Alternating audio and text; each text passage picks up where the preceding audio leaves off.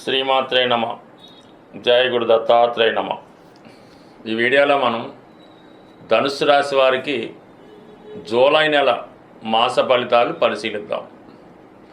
మరి ధనుస్సు రాశి వారికి ఈ నెలలో ఏర్పడినటువంటి అదృష్ట యోగాలు పరిశీలించినప్పుడు ముఖ్యంగా భాగ్యస్థానంలో పంచమాధిపతి కుజుడు అలాగే కేతువు సంచరిస్తున్నారు. ఒక విధంగా భాగ్యస్థానంలో కుజుడు ఈ రాశి వారికి మీ సంతానం యొక్క అభివృద్ధి, మీలో ఉన్నటువంటి విద్వత్తుకి టాలెంట్కి తగిన గుర్తింపు రావడం జరుగుతుంది. అంటే మామూలుగా ఎవరికైనా ఒక 10% టాలెంట్ ఉంటుంది అనుకుందాం. అది కుజుడు ద్వారా మీకు పూర్వపుణ్య స్థానం అవటం వల్ల ఓ 10% భాగ్యస్థానంలోకి రావడం వల్ల అది ఏమవుతుందంటే ఆటోమేటిక్గా 100%గా మారుతూ ఉంటుందన్నమాట. అంటే మీ యొక్క కొద్దిపాటి టాలెంట్తో ఎక్కువ సక్సెస్ సాధించే విజయం లభిస్తుంది. అది భాగ్యస్థానం యొక్క గొప్పతనం. అంటే మనం చిన్న భగవంతుని నమ్మడం వల్ల, ఒకసారి తిరుపతి వెళ్ళి రావడం వల్ల ఎంత అదృష్టాన్ని పుణ్యాన్ని సంపాదిస్తామో, అలాగే ఎవరి జన్మ రాశిలో అయినా వారి యొక్క భాగ్యస్థానంలోకి ఏ గ్రహం వస్తే ఆ గ్రహం యొక్క అదృష్టం పెరుగుతూ ఉంటుంది. ఇప్పుడు మీ యొక్క పిల్లల యొక్క అదృష్టం పెరిగింది, మీ పూర్వపుణ్యం ఇప్పుడు మీకు అనుకూలంగా రావడం జరుగుతుంది. దాంతో కేతువు సహజ మోక్షకారకుడు అలాగే భాగ్యస్థానంలో ఉండడం వల్ల ఈ సమయంలో మీరు ఏదైనా ఒక పుణ్యక్షేత్రాన్ని దర్శించడం వల్ల మీలో ఉన్నటువంటి అదృష్టం కలిసి వస్తుంది. మీ పిల్లల భవిష్యత్తు కూడా బాగుంటుంది. అయితే ఇప్పుడు మనం ఎవరిని పరిశీలించాలి? కేతువు, కుజుడు. కాబట్టి నెంబర్ 1 అవకాశం ఏంటంటే సుబ్రహ్మణ్య స్వామి. ఏదైనా ఎత్తైన పర్వతం మీద ఉన్నటువంటి సుబ్రహ్మణ్య స్వామి ఆలయం, ఒక పుణ్యక్షేత్రం, ఒక మోపిదేవి లాంటిదో, ఒక పళని లాంటిదో పుణ్యక్షేత్రాన్ని దర్శించడం. దాని తర్వాత కుదరదనుకున్నప్పుడు ఆంజనేయ స్వామి. సో ఆంజనేయ స్వామి ఒక కొండగట్టు హనుమాను, లేదంటే ఒక పొన్నూరులో హనుమంతుడు, వీరిని దర్శించడం వల్ల మీ యొక్క అదృష్టం మారుతుంది, మీ యొక్క పనిలో వేగం పెరుగుతుంది. అంటే మనం హనుమంతుడిని సేవించడం వల్ల, పూజించడం వల్ల మనకి కావలసింది ఎక్కడున్నా సరే స్వామి తీసుకొని వచ్చి మనకి ఇవ్వడం జరుగుతూ ఉంటుంది అన్నమాట.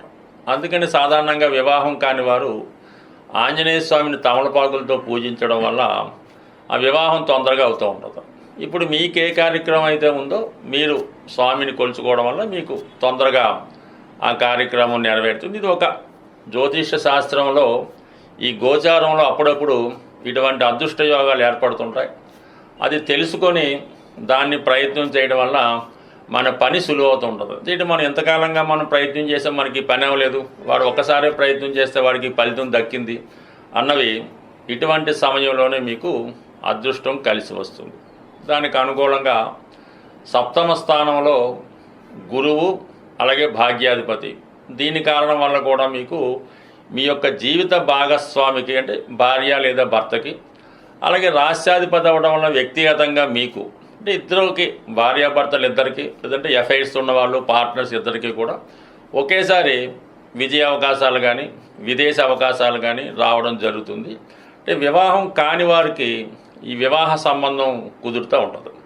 ఇప్పుడు సప్తమంలో ఈ గురువు రాష్ట్రాధిపతిగా సప్తమంలో ఉండడం వల్ల చాలా వరకు వివాహానికి ఫేవర్ ఏర్పడితే, భాగ్యాధిపతి కూడా అక్కడ ఉండడం వల్ల వివాహం తర్వాత మీ అదృష్టం మారుతుందన్నమాట. అది విదేశ అవకాశం వల్ల, బాగా ధనం సంపాదించే భార్య లేదా భర్త రావడం వల్ల మీ జీవితం సెటిల్ అవ్వడానికి కారణం అవుతూ ఉంటుంది.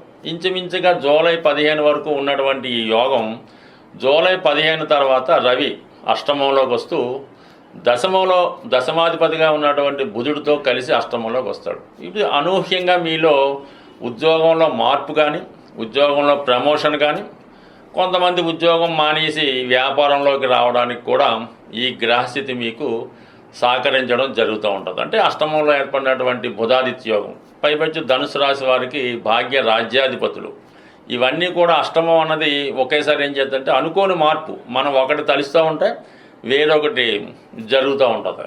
మనం ఏదో 1 లక్ష రూపాయలకు అప్పు ప్రయత్నం చేస్తుంటే ఇంకోటి 10 లక్షలు ఇద్దామని వస్తూ ఉంటాడు.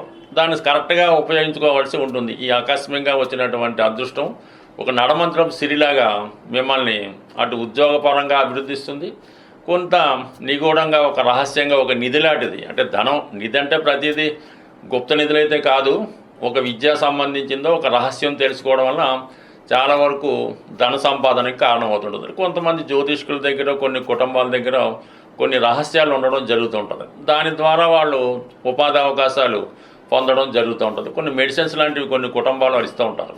ఆ విధంగా ఒక రహస్యాన్ని మీరు ఛేదించడం వల్ల మీ జీవనోపాధికి రావడం జరుగుతుంది. అంటే కొన్ని రహస్యాలు తెలుసుకుంటూ ఉంటారు.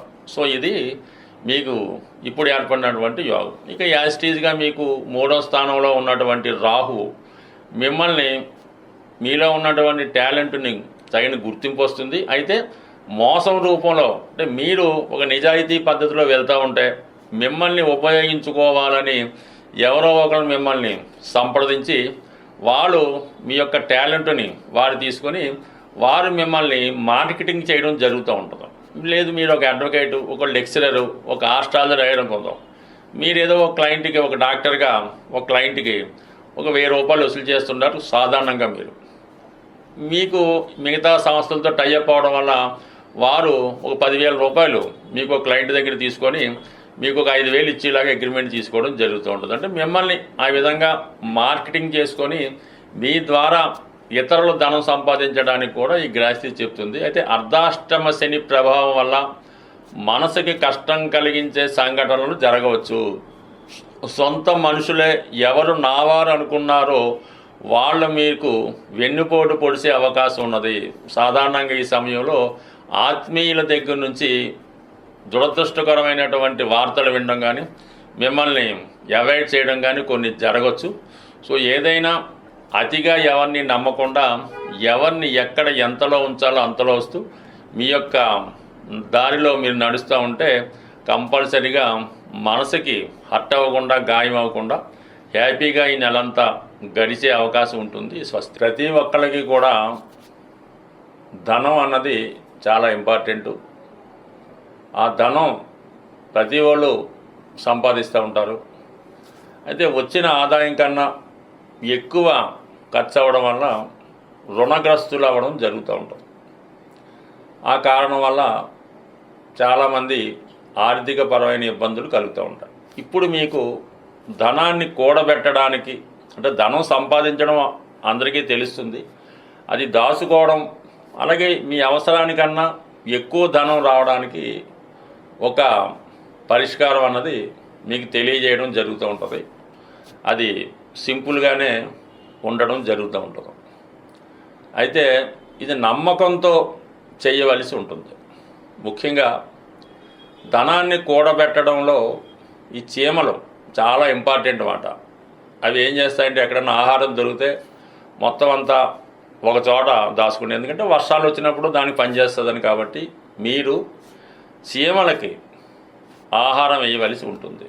ముఖ్యంగా అంటే శాస్త్రాల్లో చెప్పిన ప్రకారం ఏం చెప్పారంటే తమలపాకు తీసుకొని దాని మీద ఒక నెయ్యి అంటే తేనె వేసి చీమలు ఉన్న చోట పెట్టడం జరుగుతుంది. ఇప్పుడు ఆ విధంగా కాకుండా మీరు డైరెక్ట్గానే పంచదార, బియ్యం పిండి కలిపి ఈ చీమలకి ఆహారంగా వేయడం వల్ల, అది ఎప్పుడు చేయాలి, మనం మంగళవారం చేయవలసి ఉంటుంది. అంటే కుజుడు సంబంధించిన వారం అవటం వల్ల అది ఆ మంగళవారం రోజు ఈ చీమలకి ఆహారంగా వేయడం వల్ల కంపల్సరీగా మీకు ఈ ధనం పోగవుతుందన్నమాట. సేవింగ్స్ అవుతాయి, ఖర్చులు తగ్గుతాయి. అలాగే మీరు ఒక కొబ్బరికాయ అంటే బాగా, అంటే మన సోమయ్యప్పకి వెళ్ళినప్పుడు ఇరుముడిలో వేసినటువంటి కొబ్బరికాయ, కురిటి కొబ్బరికాయ అంటారు. ఆ కొబ్బరికాయ ఒకటి తీసుకొని దానికి ఒక కన్నం పెట్టి అందులో శుభ్రమైనటువంటి తేనె, పంచదార, బెల్లంతో నింపాలన్నమాట. అంటే అయ్యప్పకైతే నెయ్యితో నింపుతారు, అలా కాకుండా ఇది స్వీట్తో నింపి దాన్ని పశ్చిమ దిక్కున, పశ్చిమం అంటే సౌత్ సైడు, అది ఎక్కడన్నా ఒక నిర్జల ప్రదేశంలో మీకు సౌత్ సైడు చక్కగా ఒక గొయ్యి తీసి, మరీ లోతుగా కాకుండా అందులో కప్పెట్టవలసి ఉంటుంది అన్నమాట. దానివల్ల కూడా అది తర్వాత చీమలకి ఆహారంగా మారడం జరుగుతూ ఉంటుంది. సో ఈ 2 కార్యక్రమాలు చేయటం అంటే చాలా వరకు ఇది కష్టంగానే అనిపిస్తూ ఉంటుంది. శుక్రవారం రోజు ఉదయం 6 గంటల నుంచి సూర్యోదయం దగ్గర నుంచి మర్నాడు శనివారం సూర్యోదయం వరకు కూడా ఎటువంటి ధనం కూడా అంటే డబ్బులు, రూపాయలు, బంగారం ఈ వస్తువులు కూడా మీ నుంచి బయటికి వెళ్ళకూడదు. అంతా కూడా ముందు రోజే అడ్జస్ట్ చేసుకోవాలి. ఎవరికి ఇవ్వాల్సినా కూడా శుక్రవారం అన్నది పేమెంట్స్ బంద్. మళ్ళీ శనివారం మాత్రమే ఇది స్టార్ట్ అవుతుంది. ఇది ఎంత కష్టమైనా సరే మీరు అవసరమైతే శుక్రవారం అర్జెంట్ అయితే వేరే వాడిని ఫోన్పే చేయమంటే తప్ప మీరు మాత్రం ఖర్చు పెట్టద్దు. అలాగ ఒక 8 వారాలు మీరు చేస్తే 100% మీ యొక్క ఆర్థిక సమస్య పరిష్కారమై నిరంతరం మీ ఎనపెట్లో ధనం నిలబడుతూ ఉంటుంది. ఇది ఎక్కువగా ఆంధ్ర ప్రాంతంలో ఈ కృష్ణా జిల్లా, ఈస్ట్ గోదావరిలో చాలా వరకు పాటిస్తుంటారు. అది కూడా చేసుకోండి. దాని తర్వాత ఏంటంటే వీలైతే శుక్రవారం రోజు కనకదార స్తోత్ర పారాయణ, లక్ష్మీ అష్టోత్తరం, శ్రీ సూక్తం చదవడం, స్త్రీలని అంటే మీ కుటుంబంలో ఉన్నటువంటి స్త్రీలని ఏదైనా పండగలు అది వచ్చినప్పుడు ముఖ్యంగా ఆడపడుచులకి పిలిచి వాళ్ళకి ఈ చీర సారే లాంటివి పెట్టడం జరుగుతుంది. అలాగే ఇంట్లో ఉన్నటువంటి మీ కూతురు అవ్వచ్చు, భార్య అవ్వచ్చు, తల్లి అవ్వచ్చు, ఎట్టి పరిస్థితుల్లో కూడా వారిని దుఃఖం కలిగేలాగా కన్నీరు పెట్టుకునే విధంగా మాత్రం మీరు ప్రవర్తించవద్దు. సాధారణంగా ఒక కుటుంబం పతనం అవుతుందంటే ఆ కుటుంబంలో స్త్రీ దుఃఖమే కారణం అవుతుంటుంది. ఊరకనే ఏడుస్తుంటారు. శుక్రవారం రాగాన ఒక్కొక్క ఇంట్లో ఎలా ఉంటుందంటే ఊరికే ఏడుస్తుంటారు. ఎందుకు ఏడుస్తారో అర్థమవుతావు. దాంతో ఆ యజమానికి ఇంకా చెప్పక్కర్లేదు. సో అటువంటివి ఉంటే సాధారణంగా పరిష్కరించుకుంటే కుటుంబం అన్నది సంతోషంగా ఉంటుంది. అది మనం నియమంగా ఉండడం అంటే కామన్గా ఈ శుచి, శుభ్రత అవన్నీ కామన్గా ఉంటాయి. ఈ కొద్దిపాటి రెమెడీలు మీరు పాటిస్తే తర్వాత ఇంకా బెటర్ రెమెడీస్ తెలుసుకునే ప్రయత్నం చేద్దాం. స్వస్తి.